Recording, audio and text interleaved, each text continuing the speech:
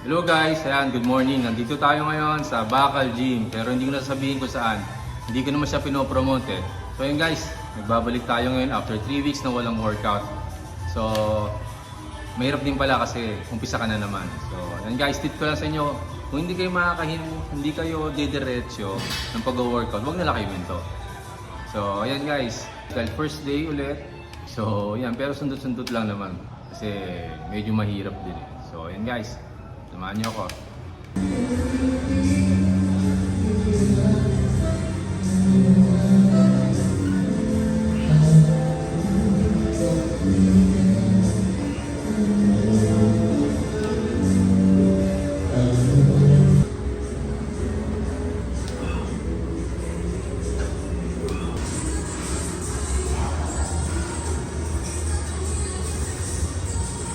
So ayan guys, dahil matagal din tayo hindi nag-workout, mga 1 month. So, mahirap din pala mag-workout, nakakapagod talaga. So, ang kinagandaan lang dito sa Bakal Gym, pawisan ka kagad compare sa mga di-aircon. Para sa akin, pag nasa Bakal Gym tayo, sa mga gantong gym, prefer ko yung maaga kasi hindi mo na ma-filter sa hapon sa dami ng tao, tsaka yung ingay. May sumisigaw, may... Basta yun, iba-ibang klase. Yun ang kinaiba niya. Oh, di ba? So kung mag-workout kayo sa mga Bakal Gym, agahan nyo para wala kayong kasabay masyado, wala kayong kaagaw at walang sumisigaw.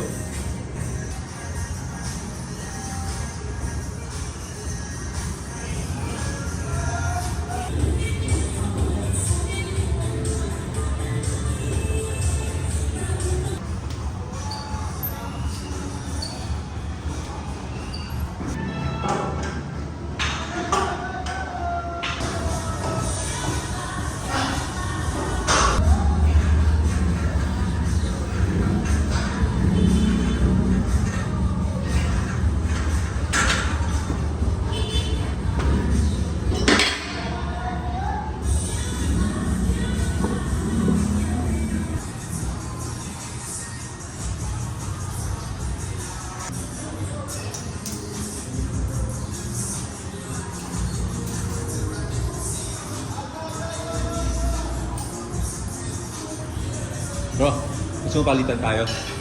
Palitan.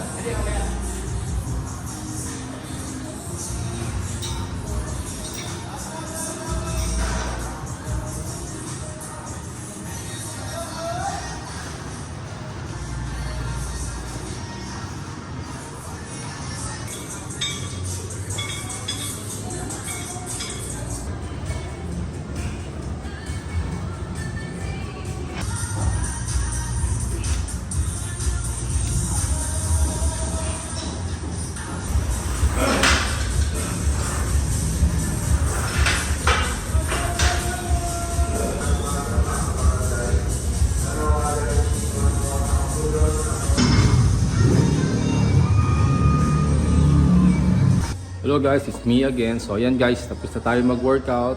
So don't forget, please subscribe my channel and follow. See you guys next time.